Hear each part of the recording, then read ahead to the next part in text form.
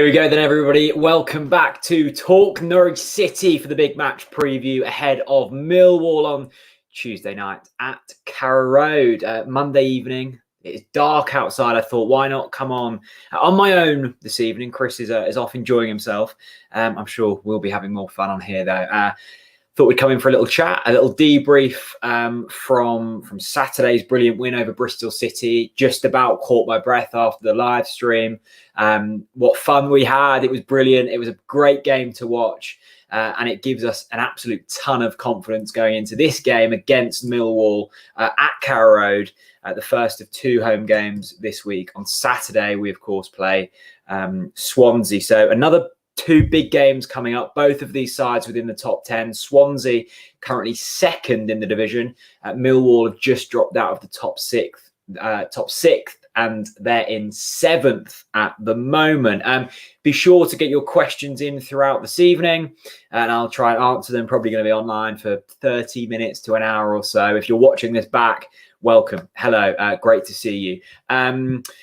AJ Lyon says, hi Jack, how are you? I'm very well. Thank you. It's brilliant to see Norwich City playing well. I think the performance on Saturday was our finest performance of the season so far. I thought it was really impressive. I thought the scoreline flattered Bristol City somewhat, actually. I think it could have been far more than 3. And I'm sure it will click eventually, but that first half of performance especially was pulsating at times. James, great point. Great to see Zimmerman likely back on the bench after what happened on Saturday. We'll be full of belief the 3 points are coming our way. James, I love your enthusiasm. Again, I think it's a different test coming up on Tuesday night, tomorrow night against Millwall.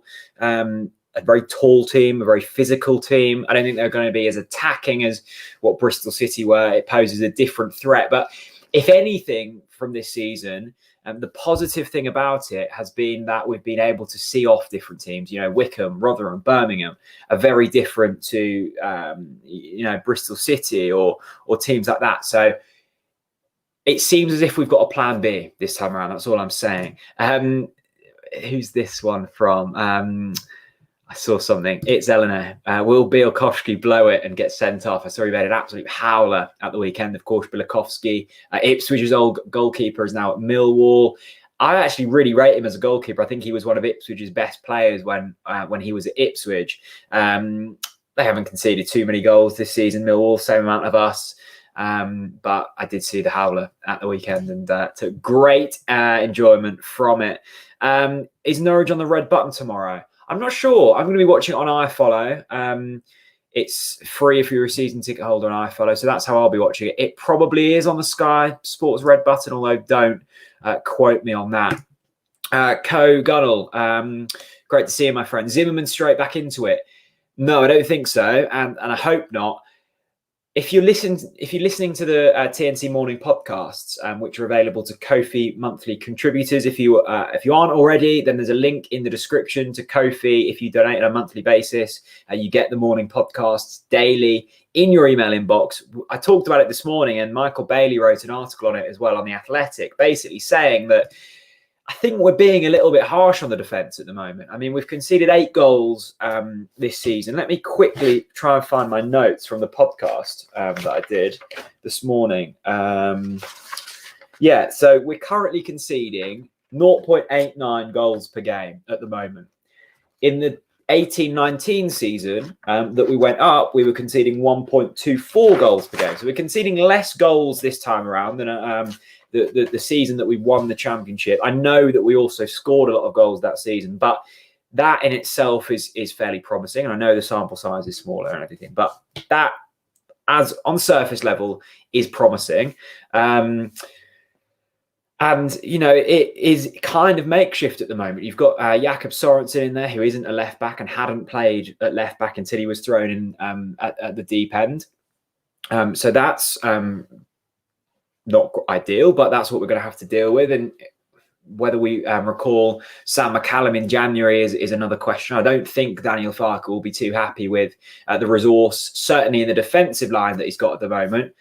Jamal gone, Ben gone, Tim gone, 3 big players in that defensive line. Sam McCallum, who we signed, gone out on loan. Sam Byram injured. So he's got a really, really small selection of players to choose from. And out of that selection, I think we've performed relatively well. I think the style of play that we kind of use leaves us slightly exposed at the back at times.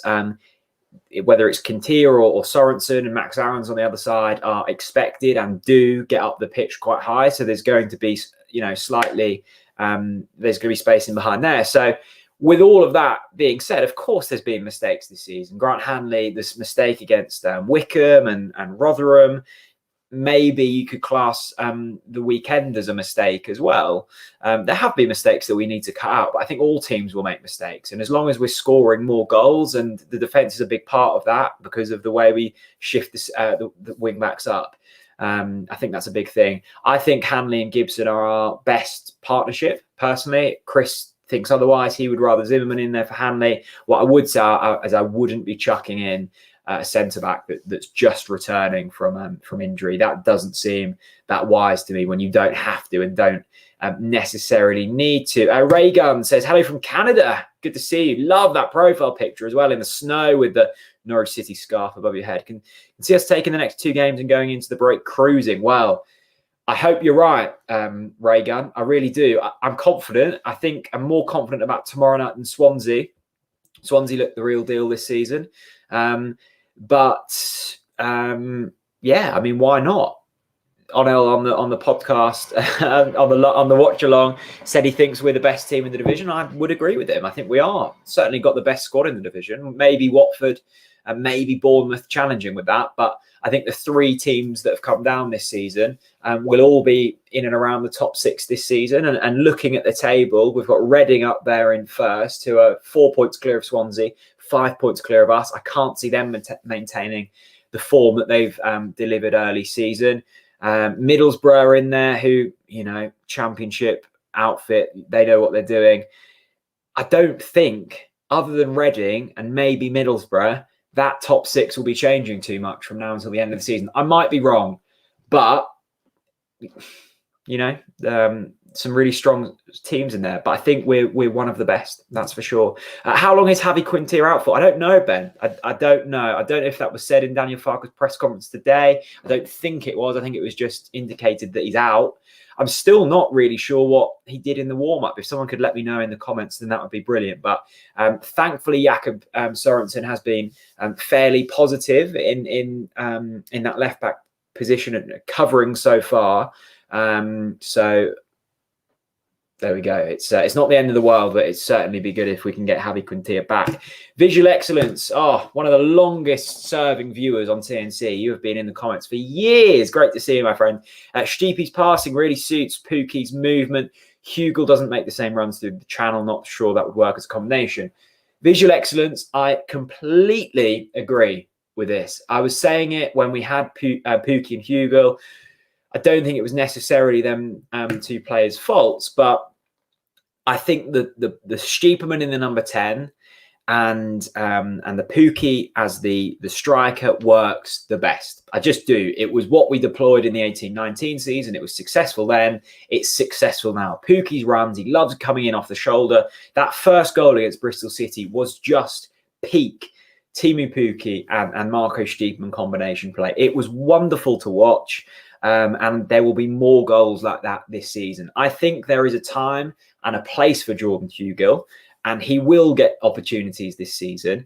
But when Pukki's fully fit and fully firing, and the same with Marco Stieperman, for me, you play both of them.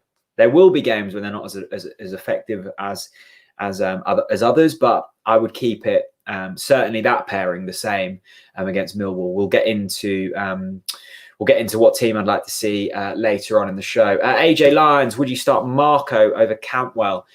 I don't think I'd play them in the same position. I'd have Marco in the 10. I'd have Emi out on the right. And then I guess Cantwell is kind of contending with Puemeswal-Poheta for a place at the moment. That's where he's been played, isn't it? Out on the left, Cantwell so far. Poheta was out on the left against Bristol City. I think the thing with Poheta, he kind of reminds me of Hernandez when he was in his first season at the club. Gets in brilliant spaces. His pace scares teams. But he just needs to work on that final product. And I don't think that's necessarily a bad thing, because if he had that final product, he wouldn't be playing in the Championship, because he's got everything else. He'd be a Premier League player if he had that. And that's the case with most wingers, certainly at Championship level, is most of them getting good opportunities, getting good crossing positions and shooting positions. And then it's that final little bit that isn't quite there. But I really like the look of Poeta. Farke's got a really tough decision to make going into tomorrow's game against Millwall. Does he play Cantwell? Does he play Poeta? Get your thoughts in the comments. Simon, one of the TNC members, look at all those notes. Yeah, I am a pen and paper man, and there is a lot of notes through there. Hopefully none of them confidential. I don't think so. Millwall notes here. I like to be prepared. And then usually I just chat nonsense anyway and don't look at them. But there we go. Dara, Hanley has often struggled with his sharpness and has made mistakes anytime I've seen him come back into the team, but often improves massively after a run of games. Yeah, I think that's true. He has made mistakes, but if you look at his aerial duels won and tackles made and pass completion and things like that, he's actually stacking up really well comparing to other Norwich defenders and the league in general. I think it was was it after Rotherham or Wickham, he was named in the Championship Team of the Week based on them kind of stats. So it's very easy with defenders to kind of pick out individual mistakes, and the same with goalkeepers. And I've been guilty of that, especially with Tim Krul in the past, when you don't see the good work they're doing. And I think Hanley's he's a brilliant defender, Grant Hanley. And of course, he had a long while out with lockdown and injury and everything like that. It's going to take him time to come up to match fitness. And also, in the Championship, there are such different tests so regularly. You go up against a Bournemouth, like we did, and it's quite fast paced. They're looking to play on the floor. Danjuma, quick strikers, is a completely different test to what you'll come up against Wickham, where they're looking to sit back and then look to hit you on the counter, and you've got Kashket constantly pressing you, because that's the way that they score goals. And thankfully, Akinfenwa did he play at all, or didn't play? He didn't start, did he? And then that's another test. And then Millwall tomorrow, you're going to be dealing with a lot of set pieces. 40% of their goals have come from set pieces and own goals this season, so that's a real threat for them. So on the whole, I think Grant Hanley's been good. I've been really, really impressed with Ben Gibson. Really impressed with Ben Gibson. I wasn't sure what we were really signing when we got him. And from what I've seen this season, I've been really, really impressed. This is a good point from Ollie Goddard, and I think it's worth talking about. Hugo was good coming off the bench versus Bristol. I'm going to add City on the end there, Ollie, because if we have got any Bristol Rovers fans or City fans watching, they get very annoyed about being called Bristol. I've done it in the past, don't worry. He held up the ball well. I think we've got certain players in this squad. Hugo, I'd add Mario Vrancic to that list, who do better off the bench. They're impact players, and they are fantastic resources to have. Now, whether Mario and Jordan will be happy with playing that role, well, that's up to them to decide. But when Norwich City are winning football matches, let's not change the formula too much. Often Championship teams who do well is because they've got a really core group. Look at Sheffield United in the Premier League last season. They hardly made changes throughout the whole season, and that consistency can really help. And when you've got assets like Hugill and Vrancic off the bench, other teams just simply don't have that at this level. We've got a really good, solid depth of players this season. So I think you're right. I wouldn't be starting Hugill against Millwall, and I probably wouldn't be against Swansea at the weekend either. But if 60 minutes are up and you're losing or you're drawing the game and you just want that plan B, Hugill is a fantastic option to have. And I don't think we've had that plan B in recent seasons. Maybe Jordan Rhodes was that player. He wasn't a target man, but he was something different. So it's really pleasing to see that. Simon, maybe Mumba at right back and Max at left back while Quintilla is out.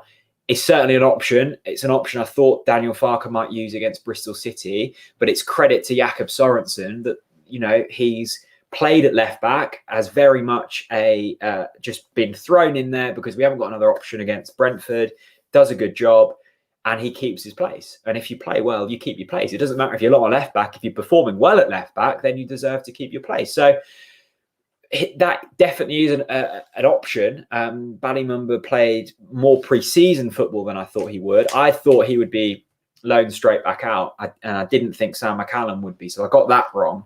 But Farke clearly rates Ballymumba. Whether being thrown in the Championship is the best idea, I don't know. But if you don't do it, then you won't know, will you? I don't think it will change against Millwall. I think it will still be Sorensen at left back. But it's an option. It is an option. We've got Ballymumba, of course we have. D-Jam, good to see you, my friend. Evening, mate. Hope you're well. I'm very good. Stiepermann is God. You don't drop a God. I really like Marco Stiepermann. I remember when we signed him and he was playing at left back and he was coming out with, I'm born to score goals. I think it was that quote where I started to love him. I was like, if he's got the balls to say he's born to score goals when he's playing at left back, then fair play to the lad. But we do operate much better with him. I think he's so integral to the system that we play. It's absolutely massive. And we saw on Saturday, didn't we, how better we looked with him in the squad. So I'm with you, Stiepermann. I'm with you, D-Jam, and I'm with you, Stiepermann, as well. I hope he plays. Hope he plays on Tuesday night. Tom Jepson, evening, Jack. Hope you're well. Yeah, very good. Who do you think Millwall's biggest threats are? Well, let me have a look at the team. The one that straight away sticks out at me is Jake Cooper, the really tall centre back. Very good defender, highly rated. Jake Cooper's one to look out for. Jed Wallace, he's got a goal in him, hasn't he? Sean Hutchinson. I believe that Kenneth Sahor, who was at Cardiff before, is out tomorrow night with an injury. And they have also got Troy Parrott on loan from Tottenham, but he's also injured. So two really classy strikers that they're going to be without. So they might be lacking going forwards tomorrow, but they've got some really good players at this level. Matt Smith, Alex Pearce, Ryan Leonard. I think defensively, Jake Cooper's the man to look out for. And probably going forwards, it's Jed Wallace. He's got 4 goals already this season. So he's their top scorer. Same amount of goals as Timu Puki. So probably them guys, although I haven't watched much Millwall this season, I must admit. So I'm sure there's people more educated on that in the comments section. Ryan Bevan. Seen the stat today that Emmy is creating a chance every 25 minutes. Really shows his class and just how important he is. It might be that stat that I saw today. I know, I think he's second in the division in terms of chances created behind, I want to say, Patterson at Bristol City. I think he's created 23 chances this season, which in 9 games is really something. Look, Emi Buendia, for me, is the best player in the division. It's really kind of testament to his ability that there's been a couple of games this season where we've gone, don't really think Emi was at the races today, and he's still come up with an assist or, has made a pass that has opened up a defence. When Emi Buendia is playing, you know that he will create something. And at this level, that is so, so key because, there's been times before in the Championship or in the Premier League where you get to the end of the game and you're like, we genuinely didn't create a good chance in that game. And if you go back through the stats of this season, there's been games where it said, 0 big chances created, but Emi Buendia just can find the pass and he puts in tackles as well. Defensively, he's really on it. So look, I don't think you're going to hear me saying anything bad about Emi Buendia. I was really disappointed when Daniel Farke came out in the summer and said that he was disappointed in Buendia and Cantwell's attitude because, you've got to find ways to get these players on board. They're game-changing players and they are going to have egos of some extent. They are classy footballers who will have attracted big clubs and they're playing in the Championship. Millwall on Tuesday for Emi Buendia, he could be playing for a lot of football teams. But, whatever reason he hasn't left, he's still here. He is clearly putting his all into it, and I don't think that helped. But we're over that now. I'm not going to bring that up again. Emi Buendia, for me, when he's fit, he starts every game. It's as simple as that. It really is. Let's have a look. What are the comments we've got in here? There was a comment there about Oliver Skip. Where's that gone? There we go. Simon. Good to see you, Simon. Do you think Skip has been a bit quiet recently? I don't know. There was a few games when I was kind of looking at it and going, do we change that midfield two of Skip and Roop? And I think I've come to the conclusion, no, we don't. And Kenny McLean is out of tomorrow's game. So for me, you don't throw Mario in there. It stays the same. I think Skip's been really good so far this season. I think there's parts of his game that need work. He's a young lad. Like, this is his first proper experience of regular professional game time. So there are going to be areas in his game that need working on. But so do every single player will find something they need to work on. I think the thing with Skip in that position is you might get to the end of the game and go, I don't really know what Skip did in that game. But that's really pleasing because as long as he hasn't made a mistake and the opposition haven't scored too many goals, like Skip has kind of done his job. His job is to break up play, is to put in tackles, is to stop counter-attacks, and then hopefully drive the ball forwards. I think I'd like to see a bit more sort of dynamism in the middle of the pitch from Oliver Skip in terms of bringing the ball forwards. There was a lovely run in the Rotherham game where I think he released Adam Eder down the left. And I kind of wanted to see a bit more of that when he gets the ball, when he turns possession over to then create something going forwards. But, that's asking a lot. I think Skip's been good on the whole. I haven't got any criticism for Oliver Skip. I'd say the only poor bit of play this season was when he played against Preston. He gave the penalty away, didn't he? Although it was soft.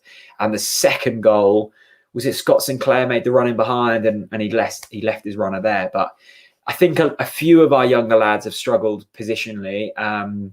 So that's something to work on. But again, we are so fluid in the way that we play. It's often tough to know, certainly watching, which player is responsible for picking up the opposition attackers or whatever. So again, great point. Loads of great points. I'm agreeing to. Can someone put an opinion in here that I'm not going to agree with?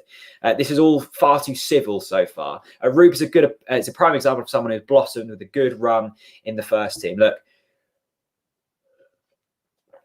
you know my opinions on Lucas Roop, and you knew my opinions on Lucas Roop at the start of the season, especially. I wasn't convinced. I wasn't convinced entirely by him. But from what I've seen this season, no complaints, really. I think he's got a lot better at moving the ball quicker. I think he's got a lot better at moving the ball forwards, turning possession over. Does it really well. I don't, for the job that he's trying to do, I think he's been good. He was being played out of position in the Premier League, wasn't he? So, it was tough to make a good judgment on him based on that. But from what I've seen this season, again, no real complaints. There hasn't really been any player this season where I've gone, I don't know if you're up to it. There just hasn't been. I think Norwich on the whole have looked really good. Let's have a look. What else? Matt Wyatt. Wilsgert starts in this team. Hot take. Look, I'd start Yannick Wilsgert in any team. I think he's a brilliant player. I know a lot of people don't. Great stuff. When is Dermich's next beat dropping? I don't know what's going on with Josip Drmic or Moritz Leitner. They're both still contracted to the club, and they're both still here. Neither of them went on loan deal, so I assume Josip's getting a lot of time to work on his music. I don't know. We'll probably see a DJ set pop up at some point. I'd love to get Josip on at half time and DJ some tracks on a watch along. Possible. I don't know. Josip, if you're watching, mate, let's make it happen. I'm sure people would enjoy that. Sean, good to see you. Jack, who's your favourite player for Norwich and why? I think for me, I think it's Emmy. Because he just does things where you go, how have you done that? Like that touch at the weekend for the goal was unbelievable. It reminded me of the first goal that he scored for Norwich against Brentford, where it was a long ball played forward from, I think, Tim Close. And he just picks it off first time. That was a lovely goal. And the goal against Bristol City was arguably better because he had to bring it down and then put it past the goalkeeper. I love watching Emmy play. He's very, I like that flair. You never quite know how he's going to react to things. He has you on the edge of your seat, and he's just a majestic player. I think for I love Onel. Like Onel, we get on really well, and I think all Norwich fans should like Onel because he genuinely adores the football club. He sees the opportunity that we've given him, and he is as much of a fan as we are now. Like he loves watching the games when he's injured. He is very active in the community. Does loads of charity work. If you were watching the watch along, if you haven't, then I clipped it up and put it on the channel. But he's just great fun. Love Onel and Pookie. You've got to love Pookie because his goal scoring ability over the past 3 seasons has been absolutely remarkable. And coming into this season, you know, he was getting stick from some people because he hadn't scored as many goals as he used to. He scored like over 10 Premier League goals, didn't he? No stick coming from Pookie. He's one of the most talented finishers I've seen at Norwich City. He's absolutely brilliant.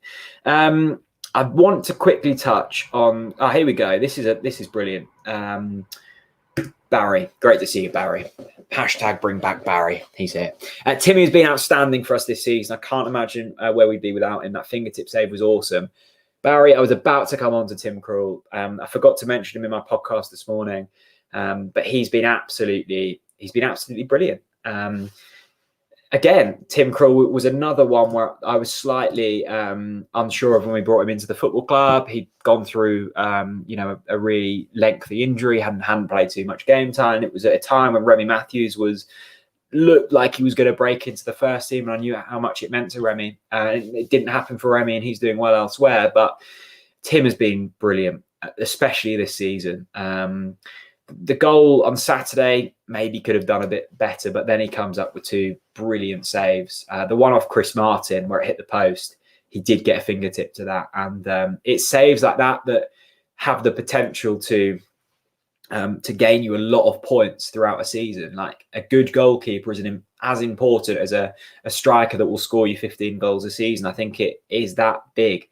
There are so many goalkeepers in this division that aren't that good, and they cost teams on a weekly or bi-weekly basis because they're making mistakes or not commanding their defense or not claiming crosses when they should do. There's so much to a goalkeeper's role other than shot stopping, and especially when you've got young players ahead of you, Jakob Sorensen, Max Aarons, 2 young players, even Grant Hanley and Ben Gibson. If they haven't got an authoritative voice behind them, their job suddenly becomes a whole lot tougher. As well as that, again, like I said with Onel, to be honest, the majority of the team, just a genuinely nice bloke who cares deeply, has a ton of experience, played in World Cups, played a wealth of international football, played at the top of the game as Tim Krul. If you've got someone like that in the dressing room, it's bound to help.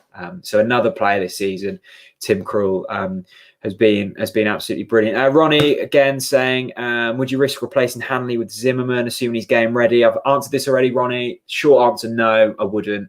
Keep it the same. I don't think the centre-back pairing has been as bad as some have made out this season. I really don't. Chaz Tats, love Chaz Tats. I love Emmy as much as the next fan, but his attitude still needs work. He needs to mature up a bit and stop putting his parts on. I love that. I think putting your parts on a Norfolk phrase, because me and Jen went out for dinner yesterday with a good friend of mine, James, and his girlfriend is from Surrey, and she'd never heard the phrase putting your parts on. I always used to hear that, my mum and teachers and whatever. But yeah, putting your parts on, getting in a bit of a strop. He needs to mature up a bit and putting your parts on when things don't go his way, always flapping his arms about. Yeah, I guess. I never read too much into that. I think it's good to have a bit of bite about you. And, he has had red cards in the past. I think, what was it, one against QPR, the season we went up, one against, who was it, Burnley last season, for kind of just silly errors. But I think it's just part of his game. And if I was his manager, I'd be wary to try and stamp that out of his game. I think that's just him. And I think them characteristics can help players. There are often times when Emmy will give the ball away and you can see the pure anger and frustration in him. And then he chases 70 yards and wins the ball back. You're like, well, that's perfect. There are, of course, negatives to that, like him losing his temperament or him like almost zoning out of games for 10, 15 minutes after he's made a mistake. But I get where you're coming from, but I think if it's working for a player, and I think on the whole it does for Emmy, you need to be careful with like changing people's the way they go about things. Like some people have a short temperament, some people are just quite calm. I don't mind that with Emmy, and I know that might be in the kind of minority, but yeah, I don't mind that. Chastats, yeah, it definitely is a Yarmouth phrase. Is it Yarmouth phrase? I thought it was just a Norfolk phrase, but even better. Ricky Fenton saw Cruel eating fish and chips in Cromer. Nice bloke. Look, if you're eating fish and chips in Cromer, you've got your life together. That's all I'm saying. Was it Mary Jane's or was it number one? Number one, of course, Galton's. Mary Jane's also as good in Cromer.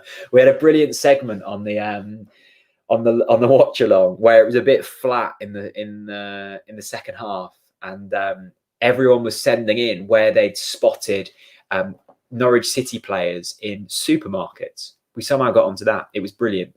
My favourite one was they'd seen Yusuf Safri in Aldi in like 2002. Brilliant, absolutely brilliant. What else have we got? Yeah, Simon. I didn't have the Sky commentary on, but I heard people say that Krul was nowhere near the Martin chance when he got a fingertip to it. Yeah, he did, but it was such a miraculous save that I can understand why the Sky commentators thought that he hadn't, because it was just I don't know how he got there, basically. I really don't. The saves against Brentford on the Tuesday, certainly the one from the Ivan Toney header that was down and going across him. How he got a hand to that, I will never know.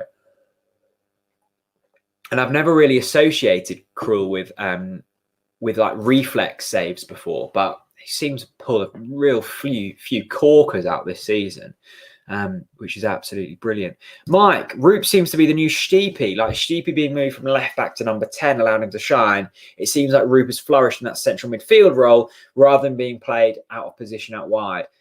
Yeah, spot on, Mike. I think when players are playing in their natural positions, it's of course going to help. And maybe it takes time to realise for Daniel Farke where these players naturally suit. It was evident that Marco Stiepen wasn't a left back, and he got criticism from fans because it was clear that his performances weren't up to scratch. Like Lucas Roop when he was played out on the right, wasn't he? It was similar, and unsurprising because he was poor there, but slightly deeper, slightly more central role, and that seems to be Lucas Roop's area. Again with Cantwell, like, is he out on the left? Well, I'm not so sure, but I think we've got number 10s more effective than Todd Cantwell. Stiepen being one of them. So it's tough, isn't it, with a manager, because you've got all of these different parts and you've got to fit them in somewhere, but sometimes you are sometimes putting kind of a square peg in a round hole. But that's why Farke has paid the big bucks and we're not, because hopefully he will come up with the goods. Totally Tete, good to see you. When's the video coming out, or is it already out? If you don't follow Totally Tete on Twitter, he's worth a follow. He puts together some really funny videos. I do giggle at them. Simon Duarte, again, Jason Shackler and Sainsbury's in 2006. I love that. I love that you can remember that.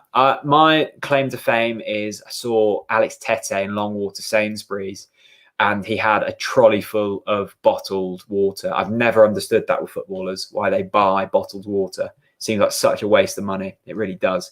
What else have we got? Ricky Fenton, being Millwall in Norfolk. Love this game. Shame can't be there. I know quite a few Millwall fans, actually. It's a shame. I used to go past the Den every day going to work, but I haven't been on the train in about 7 months. So I haven't seen the Den for a little while. I always like Millwall away. It's good fun. There we go. It's me, James. I'm from Surrey. Lived in Great Yarmouth for a while now. Brilliant. What a switch. Surrey to Yarmouth. You've done the opposite of me, but I wouldn't mind going back again one day. But never heard of putting your parts on. Pretty sure it's a Norfolk thing. Has no one else heard putting your parts on? I'm surprised. To be fair, there aren't some Norfolkisms that I haven't heard of. So maybe it's just something you've been brought up on. There we go. Oh, this is amazing. I once went on a tour of the House of Parliament with Brian Gunn. We then went back for his house for a buffet and watched Cool Runnings. Is that true? That's amazing. I love Cool Runnings. That's an iconic film with an iconic man around an iconic building. That's That's an absolutely brilliant day. Totally Tetty's video is out. Right, I'll check that out after I finish this, and I'll put it on TNC. I know you didn't used to like that, Jack, but you do now. And if you don't, then tough. I'm doing it. Totally Tete, well worth a follow. This is a bit of insight. This is good. I'm learning something. Visual excellence. I'm led to believe that Javi Quintilla is out with a hip flexor injury. Okay, have we got any physios in here? And if so, how long does a hip flexor injury keep you out for? If it's more than 3 weeks, don't tell me because I don't want to hear it. If it's less than 3 weeks, tell me because I'll be happy then. I think Javi Quintilla has been a really an interesting one. I haven't been fully sold on him yet. But considering we got, what was it, 20 million for Jamal? A bit less, 20 million, something like that. I don't think Quintilla is too much of a downgrade. I think it is a downgrade. But I don't think it's too much. I think Jamal was far better going forwards than Javi. Javi gets in brilliant positions and he crosses the ball for fun. But I don't really think that it's that effective. And I don't think it's the best way to play with Norwich. I think there's been times we've just been whipping crosses into an empty box, or even when Hugo's been on the pitch, like scoring from crosses is difficult. And when you've got Emi and Marco and really talented on the ball players, let's utilize them more. I just want to see it a bit more defensively from Javi. But look,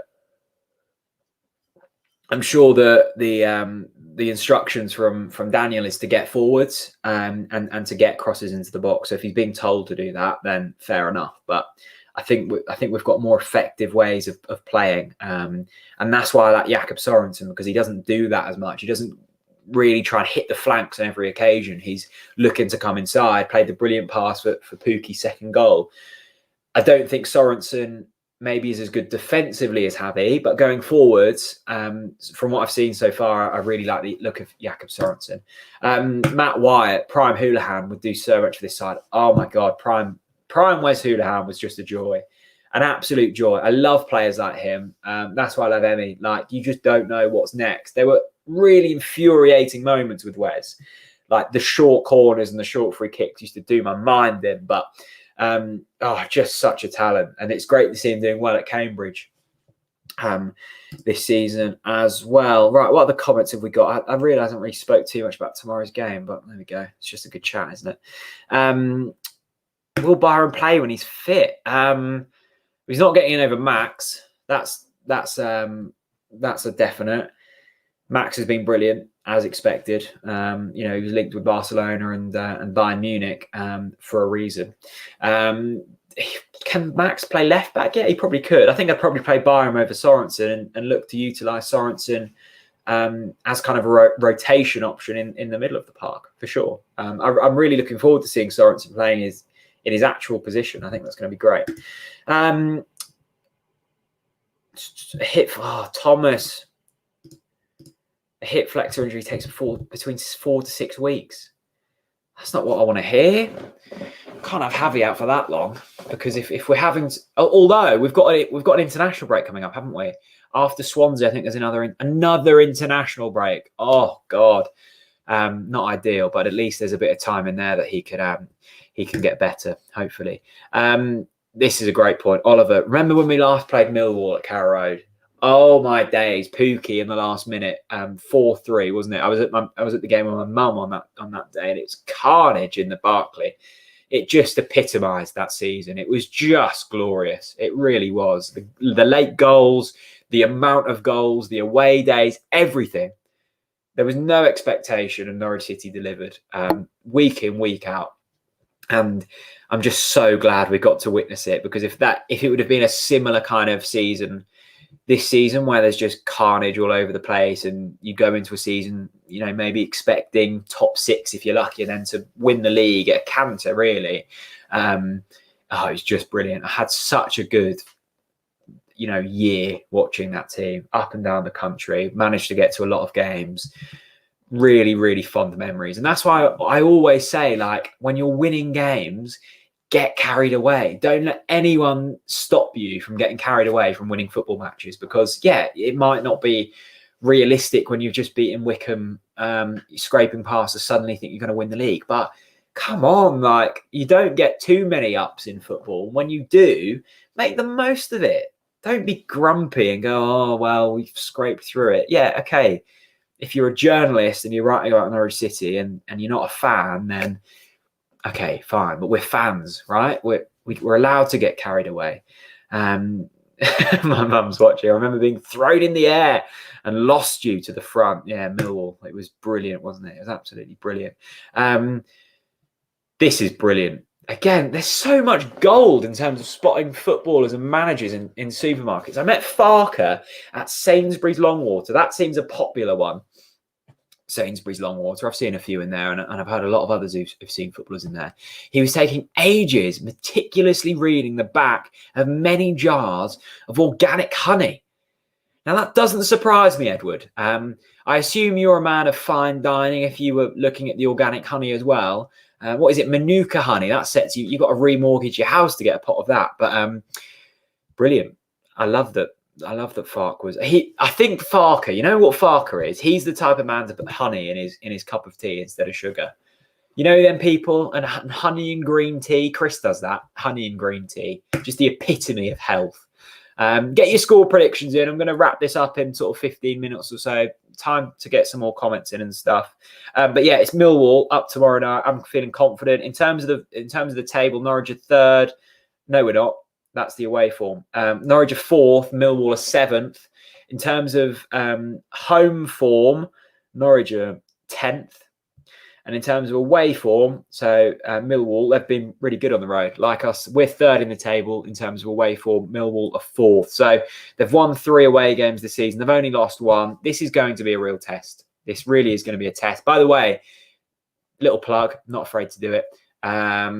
Super chats are enabled on this chat. So if you want to get a message and help out the channel, then you've got a little bit of time and I'll get them read out. There were loads of super chats on Saturday. So thank you so much. There's a little $ at the bottom of the live chat. And if you click that, you can leave. I think it's from 99p up to 9 grand if you want. And yeah, it really helps us out. I'll leave that with you. Millwall, another big test, but having seen the manner of games that we've won this season, I've been really pleased. You know, we've done things differently. We've won games in different fashions. Millwall's going to be a test, right? They're going to be throwing crosses into the box. They've got some really technically good players. And Millwall have become, like, a few seasons ago, they were kind of a team that were dicing with relegation, but I went into this season expecting good things from Millwall. You know, they nearly got in the playoffs last season. I thought they were going to at stages.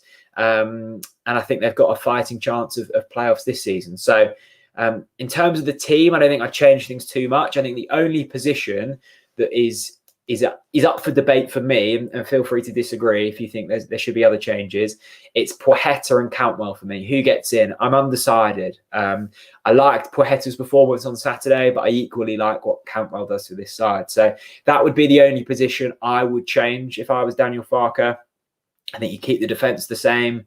I think what was mentioned earlier about Ballymumba playing on the right and Max on the left, for me, I wouldn't do that. I think you kind of, if it's not broken, don't fix it. That's the saying, isn't it? So I'd keep Sorensen at left back. You know, it's makeshift, but it does a job. It's like when you kind of, I don't know, you kind of stick your car back together with duct tape, and it just does a job, doesn't it? It doesn't do a job for a while, but it does a job in the short term. And Jakob Sorensen is the glue, the duct tape of that, you know, slightly broken car at the moment. So keep him there. Midfield doesn't change. I think it's Skip and Root. If McLean was fit, maybe he has a chance, but I think he's injured. And yeah, going forwards, that front 4 is fairly similar, other than Cantwell. Stiegman stays in, Pookie stays in for me. Would love to hear your thoughts in the comments. Toti Tete, stick with the same team, and I reckon it'll be 2-0 Norwich. Love that. I quite like just a really calm, simple win. We haven't had that this season so far. I thought when we went 2-0 up against Bristol City, it was going to be that. And then they literally got one back within a few minutes. So just a calm performance, early goal, maybe a goal just before half time, and see it out, because my heart rate has been sky high throughout all of the games this season. So that would be nice, Norwich. If you're listening, any of the Norwich players listening, just do that for me and do it for the fans in the comments as well. Let's get a few more score predictions in then.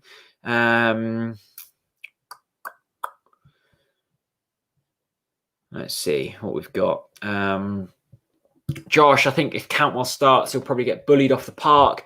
I don't know. I think the good thing with Cantwell is he draws fouls, and when you've got free kick takers in the team like Buendia and Vrancic, if he's playing, that can pose real opportunity. I think Cantwell's got a lot physically stronger over the past season or so, so I wouldn't worry too much about him getting bullied off the ball. I think the risk if you play Poeta is if they really squeeze him and they play quite a high line, you then maybe don't get the opportunity for Poeta to run at players. Because there was a lot of space against Bristol City, it worked.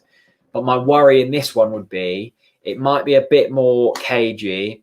And in them types of games, I think you need someone with a bit more technical ability and a Cantwell type player to shine through. But that's just my opinions on it. Excuse me. Leeds are playing. Leeds. Who is it? Leeds against. Someone's just said 3-0 Leeds. What's the score? No, it doesn't kick off till 8 o'clock. Don't know what you're going on about there. Carl on the other hand, 4-0 Norwich. I'll take that, my friend. Right, last few minutes. What do I make of Amatoyi? I must admit, I haven't watched him much. I haven't seen too much of the youth teams, to be honest. Like, it's enough work staying across the first team and the championship.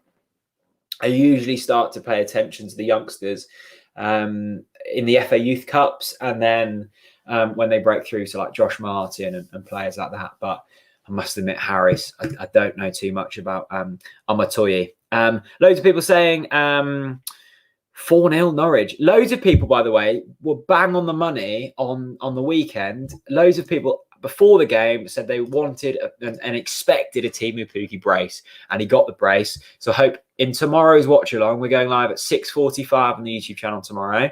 There's loads of people predicting a Teemu Pukki hat trick. That would be absolutely brilliant. I think I'm going to round things off. Loads of 4-0 Norwiches. Oh, here we go. Pukki hat trick. There we go. There we go. Absolutely lovely. Brought that up an accident. My mum. I wonder what position on the pitch for the players prefer if asked. 3-2 Norwich. Love that. Anyway, thanks for watching. If you aren't subscribed and are new to the channel, hit subscribe. We're nearing 20,000. We're creeping along slowly but surely. So that would be brilliant. As I say, if you have enjoyed the watch along so far this season, thank you. We really appreciate it. We're going live tomorrow at 6:45. Kickoff is at 7. So come and join us for that. Really excited. I don't think we're going to have Onel. Well, we might have him in at half time. Who knows? That man cannot be predicted, and I wouldn't want to predict what he's up to. But yeah, really excited for that. Really excited for the game tomorrow. Just loving watching Norwich City play at the moment. It's been a real joy. Thank you so much for joining me tonight. Absolute pleasure to spend my Monday evening wishing the days away. Brilliant to spend my Monday evening with you. As I say, there's morning podcasts every morning on our Ko-fi page. The link is in the description or the Facebook post if you're watching on Facebook.